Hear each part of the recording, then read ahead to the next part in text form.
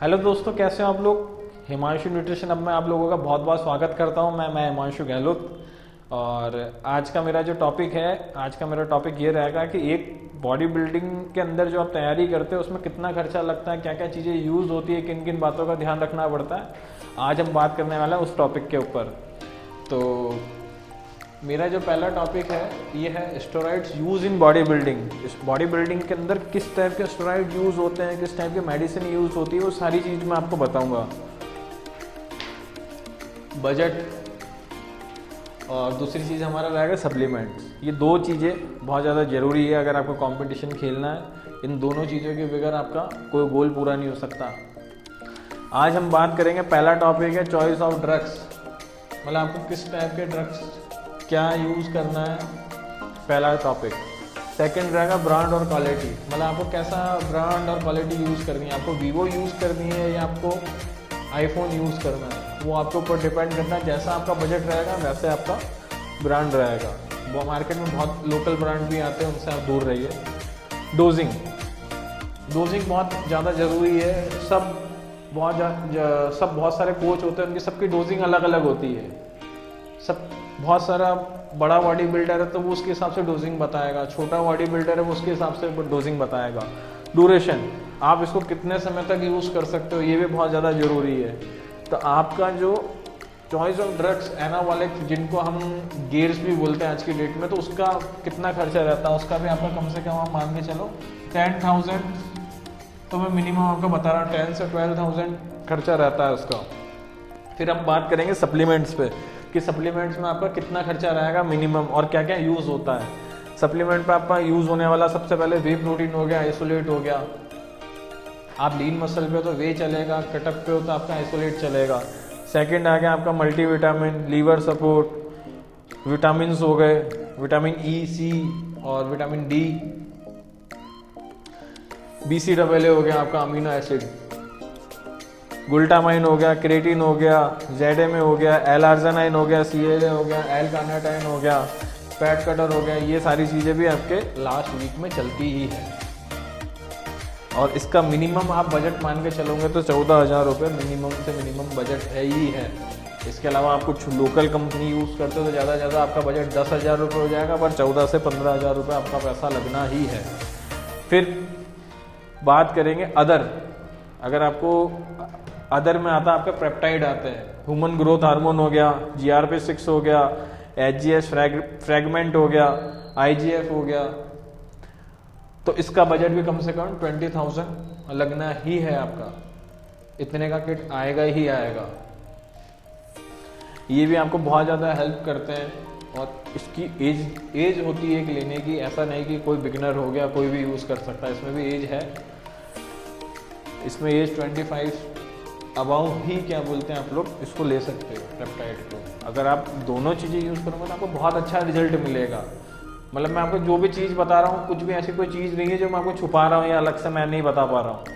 मतलब इसमें आपको कुछ नहीं छुपाया। बहुत सारे कोच ऐसे भी रहते हैं जो लेबल हटा के आप लोगों का आइटम दे देंगे या कुछ बताएंगे नहीं, पर यहाँ ऐसा कुछ नहीं है। मैं सब जो है सारी चीज़ें क्लियर है।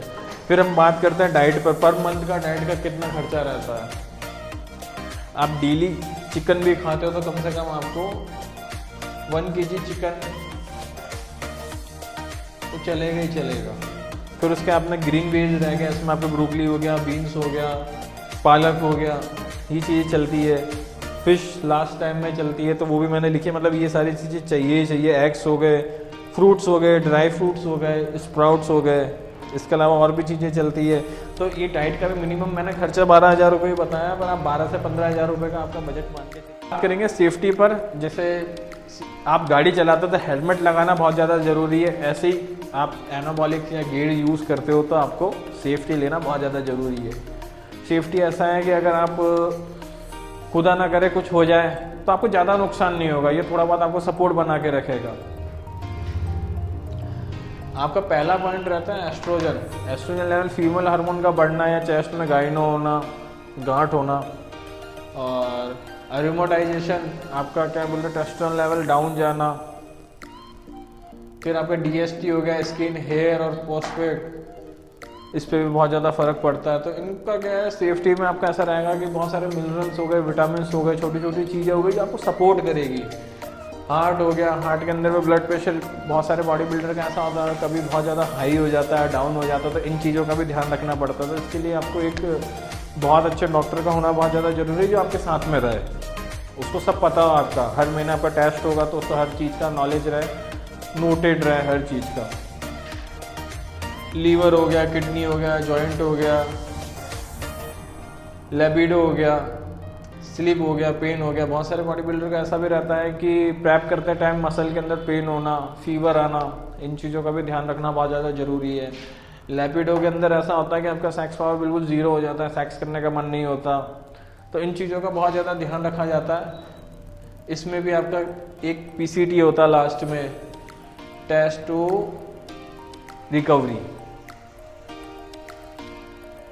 और आपका मिनिमम बजट इसके अंदर रहता है 3 से 4 हज़ार रुपये। तो आप थोड़ा बहुत मान के चलो, जो थोड़ा आपको मेडिकल से ये सारी चीज़ें अवेलेबल होगी। आगे और भी वीडियो में आपको इन टॉपिक के बारे में बताऊंगा कि क्या क्या चीज़ें आपको और यूज़ करनी होती है। फिर हम बात करेंगे ब्लड टेस्ट पे कि बॉडी, आपको जब भी आप रैप तैयारी करनी है तो कौन कौन से टेस्ट होते हैं बॉडी बिल्डिंग के अंदर। तो इस टेस्ट के अंदर आपका एक हो गया first Lapid profile, testosterone free and total, इसमें आपका पूरा रेशो आ जाएगा टेस्टोस्टेरोन का। उसके अलावा आपका थर्ड रहता है LFT और KFT, इसमें लीवर किडनी फंक्शन दोनों आ जाता है। फोर्थ रहता है आपका CBC और WBC, इसमें पूरे सेल्स आ जाएंगे, वाइट और रेड सेल्स का पूरा टेस्ट होगा। इसका आपका मिनिमम बजट रहता है 1500 से 2000 रुपये आप, ठीक है। एक सबसे मेन टॉपिक है जिस पे हम आज लास्ट में मैं आपको बताना चाहूँगा, ये टॉपिक है इमरजेंसी। ये कोई नहीं बताएगा। इमरजेंसी में आप लोगों के पास में 10 से 20 हज़ार रुपये होना बहुत ज़्यादा ज़रूरी है। बहुत सारे बॉडी बिल्डर के साथ में भी ये दिक्कत रहती है, क्योंकि आखिरी के जब आपका पीक टाइम रहता है 2 वीक 3 वीक, तो उसके अंदर आपके गेयर्स की डोजिंग बढ़ जाती है। डोजिंग बढ़ने से ये होता है कि आपको पीछे गांठ हो जाना, उस गांठ का पक जाना, तो उसका क्या बोलते छोटा सा एक सर्जरी होता है, वो कराने के लिए भी आपके पास में पैसा होना बहुत ज़्यादा ज़रूरी है। और बहुत सारी चीज़ें हैं इमरजेंसी में, आपको कुछ भी हो सकता है, तो कम से कम एक आपके पास में थोड़ा बहुत अमाउंट रहे कि हाँ मुझे ये होता है तो मैं डॉक्टर को दिखा के उस चीज़ को मैं सही कर सकता हूँ। तो आज का हमारा टॉपिक यही ख़त्म होता है, और भी मेरी आगे बहुत अच्छी अच्छी वीडियो आती रहेगी।